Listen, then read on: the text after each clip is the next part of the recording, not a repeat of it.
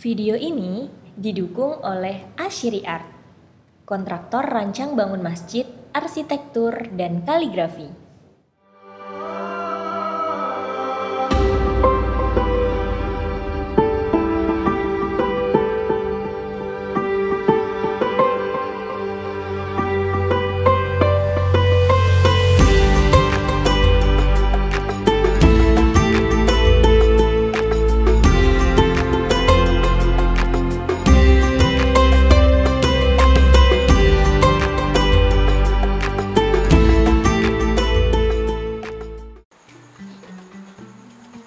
Lah kemarin Ustadz katanya khairun yang harusnya dia muglak kenapa dibikin maftuh? Nah, itu jarang terjadi atau di master itu jarang dipakai.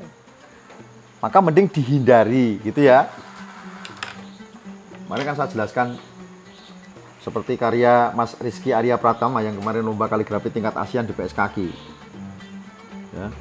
Dia bikinnya kan begini ya. Saya ulang lagi nggak apa-apa ya.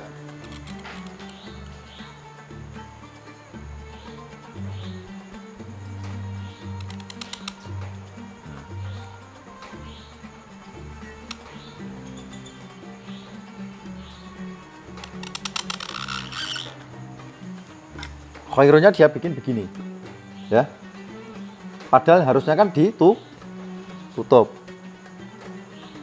Nah ketika dibuka begini pasti ada perdebatan. Kenapa begitu? Karena ini bukan kaidah masyhur. Kaidah masyhur itu kaidah yang disepakati dan sering dipakai oleh para maestro khot internasional. Misalnya Sami, Mustafa Halim, Hamid. Saya belum pernah lihat begini, jarang sekali kejadian. Kecuali mungkin master-master sekarang. Master-master sekarang kadang masih belajar kok. Kamu ikuti. Yang kadang pada ikut lomba-lomba itu loh mas. Mereka kan masih sama-sama belajar kan. Itu nggak bisa jadi patokan. Kalau di karya Muhammad Sauki misalnya ada ya, itu nggak apa-apa kamu ikuti. Boleh. Silakan saja kalau ada. Kalau nggak ada jangan kan gitu. Dihindari. Tapi kalau dinaski kok ada Ustadz? Loh dinaski kalau ada nggak apa-apa, diikuti. Misalnya saya pernah lihat dinaski itu karya Sauki gitu ya. Dia bikin khairun itu begitu. Ya, ini didatarkan begini. Kemudian roknya diangkat seperti ini misalnya.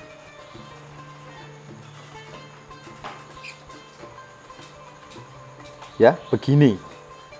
Cuman kan kalau di Indonesia kan ada ilmu-ilmu lain, ada master-master lain nggak? Ya nggak? Misalnya di Indonesia itu sering dipakainya malah justru kaidahnya Hasyim Muhammad al-Baghdadi. Kalau Hasyim Muhammad al-Baghdadi kaidah seperti ini ada nggak? Seperti ini. Di karyanya Hasyim. Saya itu hafal loh Hasyim loh. Di Qawaid al-Khot al-Arabi Hasyim Muhammad al-Baghdadi. Nggak ada. Maka Anda jangan pakai. Kalau Anda pakai juri yuk, wah ini apa ini? Dicoret ini. Dikira Anda nggak ngerti kaidah. Iya nggak? Dikira nggak ngerti kaidah pasti kayak gini nih. Padahal Anda ngikutin maestro. Mungkin master yang kekinian. Di Turki kan banyak juga master. Nah itu seperti itu harus diperhatikan. Jangan sampai kita nanti memilih ya sebuah gaya atau style kaidah tertentu yang belum masyhur. Justru Anda rugi karena juri yang nilai itu nggak ngerti. Seperti tadi kan, dia hobinya atau kerjanya di KUA, biasanya ngawinin orang. Terus tiba-tiba jadi juri.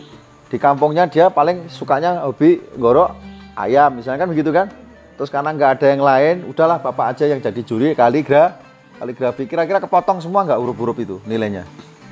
Yang harusnya bagus, jadinya kalah. Harusnya menang jadi juara. Akhirnya malah jadi dikalahkan. Yaitu karena jurinya nggak kapabel, nggak profesional gitu. Makanya Anda ini nanti kalau sudah paham begini, nah layak jadi juri. Tuh.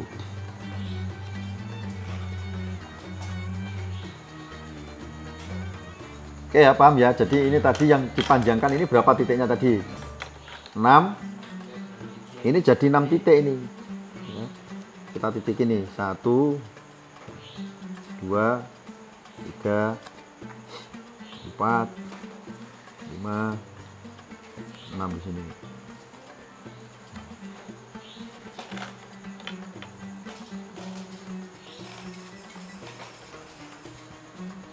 Nah, itu yang harus diperhatikan oleh teman-teman sekalian biar nanti kalau berkarya itu nggak asal gitu, nggak asal berkarya. Ini kepanjangan dikit tak potong ya gitu ya, dikit aja gitu. Jadi huruf itu harus tepat gitu. Saya itu kalau nulis di kertas, di dinding atau di mana saja, kalau nulis kok nggak pas, tak benahi mas. Saya benahi. Kenapa begitu? 5, 10 tahun, 15 tahun yang akan datang, ketika kita lihat, oh masih asik ya tulisan saya gitu. Saya ada karya di Masjid Jami Baitul Salam ini dulu. Tahun 2000 saya bikin itu. Saya nulis qad aflahal mu'minun alladzina hum fi sholatihim khashi'un. 20 tahun yang lalu kaidah saya lihat masih lumayan. Kenapa? Karena saya nulis itu betul-betul nggak pas-pasin. Saya tiru sampai sepersis-persisnya gitu. Makanya metode taklidi atau metode meniru itu nggak bisa dibantah lagi. Semua pakai metode itu. Lemka, teman-teman Lemka, semua niru juga. Ya. Di Sakal juga sama, mereka juga meniru juga atau bahasa Arabnya taklidi kan gitu. Makanya kalau metode apa ini taklidi, nggak usah bingung Anda, itu sama aja meniru namanya. Cuman bahasa Arab ya, paham ya? Nah di PSKQ bukan hanya taklidi, bukan hanya meniru tapi menjiplak. Loh kok ada jiplak? Loh itu jiplak di atas kaca, itu jiplak itu. Kenapa? Karena lomba-lomba kaligrafi tingkat internasional atau ASEAN itu sistemnya dijiplak. Kalau Anda nggak biasa jiplak itu menggunakan menggunakan kalam sama nutulin tinta, dimasukin, ditutulin ke kertas mukohar, itu kalau nggak biasa jiplak, weh, belang-belang mas tulisanmu itu. Ada tip-tipnya gitu ya. Jadi bagaimana sambungan huruf itu nggak menebal, tiba-tiba ini kan menghilang misalnya di sini tipis, terus tiba-tiba langsung tebal. Biar sama bagaimana? Diulek-ulek dulu mas di kertas lain, digores-gores dulu, nanti warnanya agak sama, baru ditunjukin lagi di sini. Jadi biar nggak belang-belang, istilah huruf itu nggak belang-belang. Belang-belang kalau kuda zebra bagus itu. Jadi kalau kaligrafi kan belang-belang gimana? Jelek banget kan gitu kan. Ya, kemudian nanti diarsir lagi, ditartes, ujung-ujungnya yang apa namanya tadi, yang runcing-runcing ditumpulkan, itu selalu begitu. Jadi huruf itu nggak ada yang sampai runcing-runcing, itu nggak ada, semuanya menumpul gitu. Nah di ujung-ujung ini biasanya ini, nah, ini harus dirapikan. Ya yang tunggal yang penuh utuh itu, walah, itu kalau bikinnya dari awal kita meletot aja nggak fokus ya nggak bagus, nanti akan sampai ke situ gitu. Yang penting kita belajar kaligrafi seperti ini ya, itu yang patut kita pahami adalah kita jangan hanya belajar untuk kepentingan lomba ya, ini pesan saya. Kalau lomba itu semangatnya luar biasa, karena apa? Karena ada hadiahnya kan gitu. Coba kalau lomba itu nggak ada hadiahnya, kira-kira ada yang mau ikut nggak? Kayaknya nggak ada yang mau ikut itu. Tapi Anda juga jangan menyimpulkan ketika ada orang-orang yang nggak hobi lomba seperti saya, meskipun saya dulu mafia lomba, piala saya sampai 100 lebih loh, di MTQ itu. Terus tiba-tiba disimpulkan bahwa saya udah ketinggalan, itu jangan. Itu terlalu prematur berarti.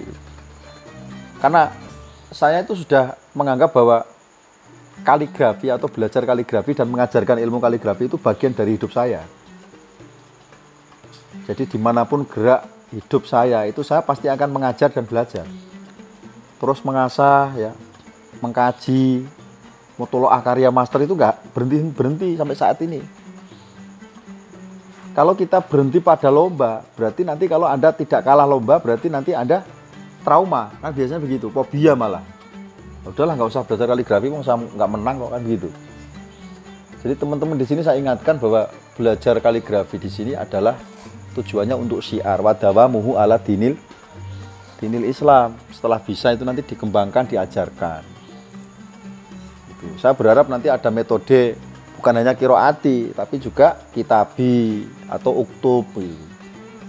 Di anak-anak kecil, anak-anak TPK, TPQ, RTQ, MI dan semacamnya itu diajari bukan hanya membaca tapi juga menulis juga gitu loh.